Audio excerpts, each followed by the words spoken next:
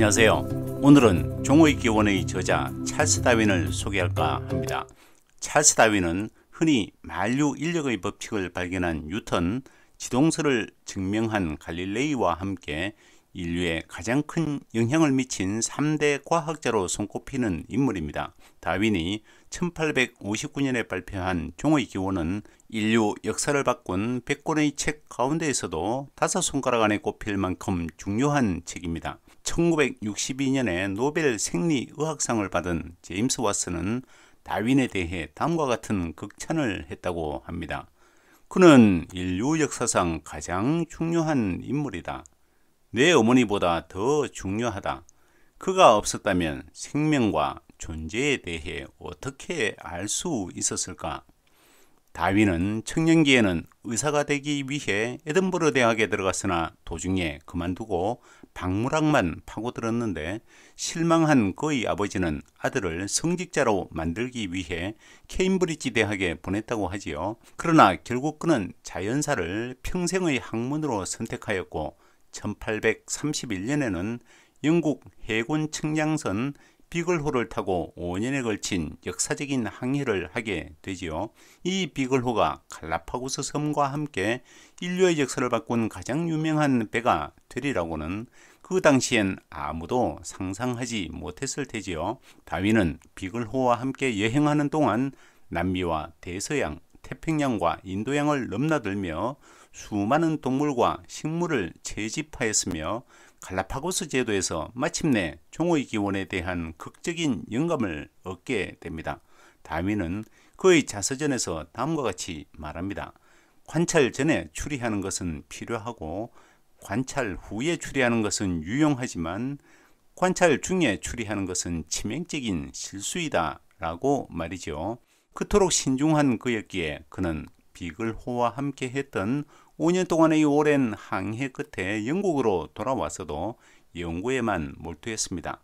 여행기인 비글호 항해기를 출판한 뒤 무려 20여 년 동안 오로지 진화론을 입증할 방대한 증거와 자료들을 수집하는 데 온 힘을 기울였던 셈이지요. 오랜 연구 결과를 바탕으로 마침내 그는 1859년에 인류를 미망에서 깨어나게 만든 종의 기원을 출판합니다. 다윈의 이론은 비록 일부의 오류는 포함하고 있지만 거의 대부분의 이론은 고도로 발달한 현대의 과학적 발전에 의해서 약화된 것이 아니라 오히려 더더욱 확고한 이론으로 자리를 잡고 있습니다. 종의 기원의 핵심 내용은 간략합니다. 생물은 창조되지 않고 자연 발생적으로 생겨났으며 생물이 생존하는 동안 생식과 유전을 통해 끊임없는 변이를 일으키며 자연 선택에 의해 진화를 거친다는 것이지요. 한편 자연계의 생물은 제한적인 생존 환경 때문에 서로 간의 생존 경쟁이 벌어지며 결국 환경에 대하여 유리한 변이를 가진 개체만이 생존하고 그 외에는 도태되는 적자 생존이 일어나며 이 같은 과정을 거친 생물의 형질 변이가 여러 세대를 거치면서 축적되어 진화가 일어난다는 것이지요. 결국 개체뿐만 아니라 생물종 자체도 끊임없이 새로운 변종을 낳으며 오랜 기간 동안의 진화를 거치고 나면 결국 새로운 종이 탄생한다는 것입니다. 다윈의 이론은 누구나 쉽게 이해할 정도로 단순하고 명쾌합니다. 다만 그러한 이론이 기존의 창조적 세계관과는 너무나 상반되는 이론이었기 때문에 그는 평생에 걸쳐 반박당하지 않을 만큼 완벽한 이론을 세우기 위해 끊임없는 연구에 매달렸으며 그런 거의 노력이 그를 위대하게 만든 원동력이 되었습니다.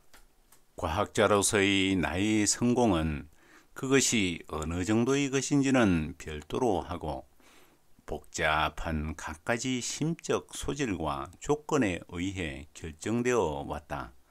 이들 중에서 가장 중요한 것은 과학에의 사랑, 어떤 문제라도 오랫동안 끝까지 생각하는 무제한의 강한 인내심, 관찰이나 사실 수집에서의 근면함, 그리고 창안력과 상식이 함께 부여되어 있었다는 것이다.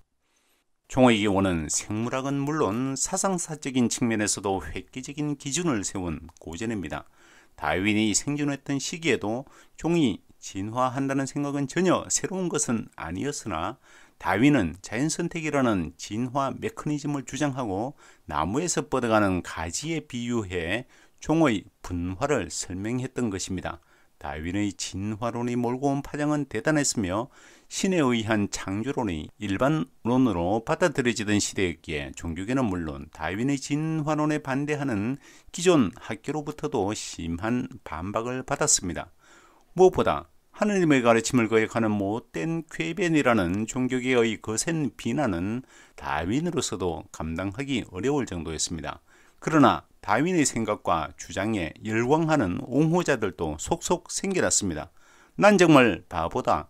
이처럼 쉬운 설명을 왜 떠올리지 못했을까? 영국 동물학자 토마스 헉슬리의 이 단식은 종의 기원의 가치를 단번에 알려줍니다. 다윈의 혁명은 이 책이 출간된 지 160년이 지난 오늘날에도 여전히 현재 진행형입니다. 다윈의 생명은 진화한다는 사상은 자연과학은 물론 의학, 철학, 심리학, 문학, 경제학 등 수많은 장가지들로 계속 자라나 뻗어 나가고 있으며 그 성장을 멈추지 않고 있습니다. 종의 기원을 읽어보면 생명체의 진화와 다양성뿐만 아니라 우리가 살고 있는 이 세계와 우리의 존재 자체에 대해서도 끊임없이 깊은 사색을 하게 만듭니다. 내용이 너무 전문적일 것 같아서 질에 겁먹을 필요는 없습니다. 온갖 다양한 생명들을 왕성한 호기심으로 관찰하고 그 가운데서 진리를 찾아내고자 했던 다윈의 열정도 느낄 수 있으며 또 여러 동식물들에 관한 흥미로운 이야기들도 가득 담겨 있습니다. 찰스 다윈은 종의 기원을 발표한 지 12년 뒤에 마침내 인간의 유래를 발표합니다. 종의 기원에서 훗날 인간의 기원과 역사에 한 줄기 빛이 비춰지게 될 것이라고 예고한 그대로 인류의 조상이 과연 어디서부터 갈라져 나왔는가를 추적하는 집요한 연구가 이 책에 담기게 되지요. 널리 알려져 있다시피 다윈이 밝혀낸 인류의 조상은 협비 원류, 일명 긴 꼬리 원숭이였습니다. 여기서 갈라져 나온 유인원들이 오랑우탄, 고릴라, 침팬지, 보노보, 그리고 인간이었습니다. 인류가 공통의 조상으로부터 갈라져 나와 침팬지와 구분된 시기는 대략 지금으로부터 700만 년 전이었습니다. 다윈의 끈질긴 관찰과 추론으로 밝혀낸 심오한 생각들은 오늘날 수많은 생물학자들과 진화 심리학자들을 너무나 자주 좌절시킨다고 합니다. 현대에 와서 비약적으로 발전한 첨단 분자 생물학이나 유전학 등에 힘입어 현대의 과학자들이 인간 본성에 관한 새롭고도 탁월한 이론을 전개해 볼 욕심으로 눈에 번쩍 뜨이는 주제를 찾아 막상 연구에 착수하려고 하더라도 그런 시도들의 대부분은 오래전에 찰스 다윈이 내놓은 종의 기원이나 인간의 유래 등에 이미 다 나와 있기 때문에 도무지 새로운 연구 주제를 찾는 일조차 어렵기 때문입니다. 지구상에 존재하는 모든 생물들이 단 하나의 기원으로부터 유래되었다는 놀라운 생각을 떠올리게 된 결정적 계기는 갈라파고스 섬에서였습니다. 비글호를 타고 여행하는 동안 이미 남아메리카에서 많은 화석을 발견한 다윈은 과거에 멸종한 생물이 현재 살아있는 종과 유사하고 특히 태평양의 갈라파고스 제도에 서식하는 동식물이 기후 조건이 비슷한 남아메리카 대륙에 존재하는 동식물과 크게 다르다는 것을 발견하게 됩니다. 생물이 지역에 따라 서로 다르게 변할 수 있다는 사실을 관찰하게 된 것이지요. 런던으로 돌아온 다윈은 표본에 대한 깊은 고찰과 지속적인 연구를 통해 결국 진화가 일어났으며 이러한 변화는 오랜 세월 동안 서서히 일어났고 현존하는 모든 종은 결국 하나의 생명체에서 기원했다는 이론을 세우게 됩니다. 다윈은 생물종 내의 변이가 무작위하게 일어났고 이렇게 다양한 변이를 갖춘 개체들은 환경의 적응 능력에 따라 선택 퇴색되거나 소멸된다고 봤습니다. 이른바 자연선택 이론이 탄생한 것이지요. 찰스 다윈의 진화론이 탄생한 배경인 갈라파고스는 흔히 세상을 바꾼 섬으로 불립니다. 다큐멘터리 제작에 뛰어난 역량을 갖춘 BBC의 자연사 프로젝트 팀은 다윈이 방문했던 갈라파고스에 대해 생생한 사진과 글로 담아낸 책을 펴낸 적이 있는데, 그 책만 살펴보더라도 갈라파고스가 다윈에게 얼마나 중요한 섬이었는지를 금세 알 수 있습니다. 1859년 찰스 다윈의 종의 기원은 지구상의 생명에 대해 완전히 새로운 관점을 제시했다. 종은 영속하지도 않으며 지적 창조자의 완벽한 작업도 아니다. 한 형태에서 다른 형태로 끊임없이 변화할 뿐이다. 오늘날 우리가 보는 것은 경쟁을 통해 생존해온 단순히 자연의 맹목적인 힘에 의해 선택된 순간적인 모습이다. 500쪽에 이르는 그 책에서 비록 갈라파고스는 단 한 줌 잠깐 언급되지만 먼 청춘 시절 한 번 방문했던 매혹적인 작은 섬들에 대한 기억이 희미해질 무렵 다윈은 그곳에 모든 것을 걸었다. 그만큼 그 섬들은 그의 모든 견해의 기원이고 종의 기원의 근원이었다. 찰스 다윈 이후 가장 유명한 생물학자이자 이기적 유전자의 저자인 리처드 도킨스가 이 책의 서문에 남긴 글도 무척이나 인상적입니다. 과학의 착한 요정이 전 세계를 날아다니다가 그녀의 요술 지팡이로 건드리고 싶은 가장 멋진 곳을 찾는다. 그리고 그곳을 과학의 낙원이자 지리학과 생물학의 에덴 동산, 진화 생물학자들의 아르카디아로 바꾸어 놓았다. 아마도 여러분은 요정의 의도나 존재에 대해 의문을 가질 수 있겠지만 요정이 빛을 비춘 그곳에 대해서만큼은 아무런 의의가 없을 것이다. 그곳은 서경 91도, 남이 1도로 에콰도르 해안에서 서쪽으로 1170km, 동태평양에 위치한 다윈의 적도 공화국, 바로 갈라파고스다. 갈라파고스는 내가 다음에 이곳을 방문할 때 귀중한 동반자가 될 것이다.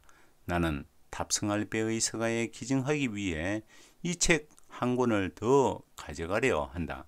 만약 여러분이 갈라파고스를 개인적으로 방문할 수 없다면 이 책을 읽고 감상하기를 권한다. 찰스 다윈이 갈라파고스 섬에 상륙한 날은 1835년 9월 17일이었습니다. 그가 비글호에 몸을 싣고 영국 남단에 위치한 데번포트 항구를 떠난 지 4년이 다 되어가던 무렵이었습니다. 고향을 그리워하는 감정에 복받쳐 있던 26살의 다윈은 그날 자신의 일기에 끊임없이 불어오는 산들바람과 어두운 하늘이라고 적어 놓았다고 하지요. 다윈이 그곳에서 보낸 시간들이 결국 갈라파고스를 세상을 바꾼 섬으로 바꿔 놓았습니다. 그는 1835년 10월 20일에 갈라파고스를 떠났고 이듬해 10월 2일에 영국 해안의 펠머스에 도착함으로써 마침내 비글호 여행을 끝냈지만 그가 갈라파고스에서 봤던 풍경들은 무려 24년 동안이나 놀라운 생각과 연구를 거듭하는 미끄럼 역할을 계속한 끝에 마침내 종의 기원으로 결실을 맺었습니다. 뉴턴이 만류 인력의 법칙을 유추해낼 수 있었던 게 자신의 눈앞에서 툭 떨어지는 하나의 사과였다면 다윈이 생명의 기원과 진화를 찾아낸 건 멀고도 먼 항해 끝에 다다른 갈라파고스에서 보낸 시간들이 결정적이었던 셈이었습니다. 갈라파고스는 비록 우리와는 너무나 멀리 떨어져 있지만 여전히 매혹적인 모습으로 우리를 유혹합니다. 생명이 신비로운 창조주의 입김에 의해 창조된 게 아니라 단 하나의 기원으로부터 발생하여 끊임없이 진화하는 동안에 이토록 경이로운 광경들을 만들어냈다는 사실은 생각할수록 놀랍기만 합니다. 아득한 옛날 찰스 다윈이라는 20대의 젊은 청년의 눈앞에도 똑같이 펼쳐졌던 그 섬의 풍경들을 마저 소개하는 것으로 이 영상을 마무리할까 합니다.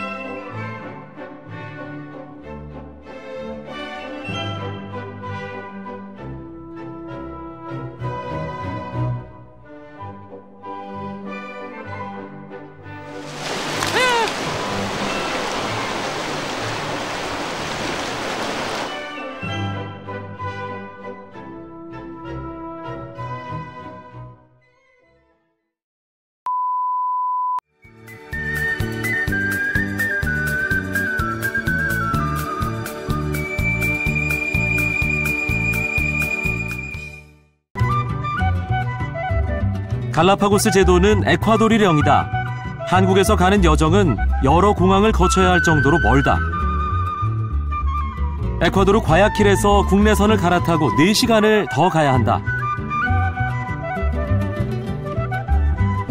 나는 이역만리 갈라파고스에서 한국인들이 큰 활약을 하고 있다는 사실을 알고 무척 놀랐다. 갈라파고스의 친환경 전기 공급을 위해 코이카에서 태양광 발전소를 세운 것이다. 지금 뭐 어떤 일을 하고 계신 겁니까? 지금 그 태양광 판넬의 지금 유지 상태에 대해서 점검을 하고 있습니다. 예. 또한 그 인버터의 작동 상태 등에 대해서 점검하고 있습니다.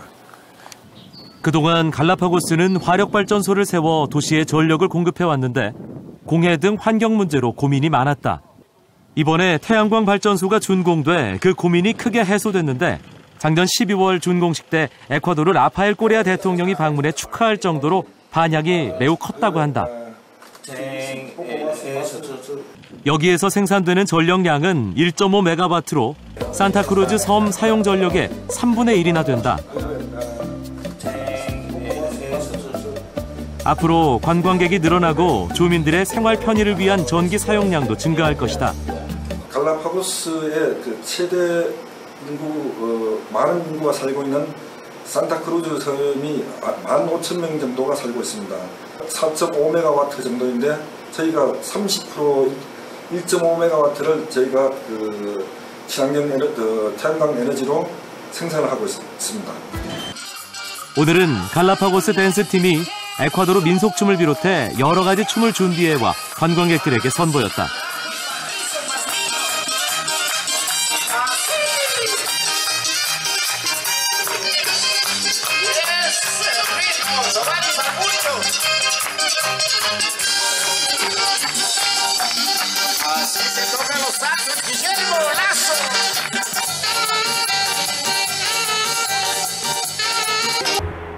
나는 바다사자와 함께 장난을 치다 문득 이런 생각이 들었다. 동물의 낙원인 세상은 사람들에게도 낙원이 될 수 있지 않을까.